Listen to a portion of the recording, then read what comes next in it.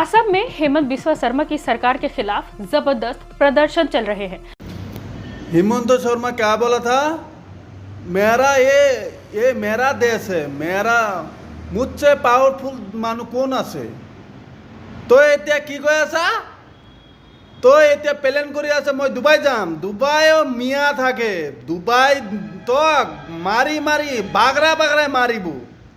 তই ডুবাই যাবি, তোক আগতে পাছপোৰ্ট বেন কৰা হ'ব। পাছপোৰ্ট অসমৰ ইণ্ডিয়াৰ পৰা তোৰ আগতে পাছপোৰ্ট বেন কৰা হ'ব। তই ডুবাই যাবি, ডুবাই তাতে মিয়া থাকে, গম পা না নাই? তোর কত জায়গা নাই, তোর আর মোদি, তোর কত জায়গা নাই।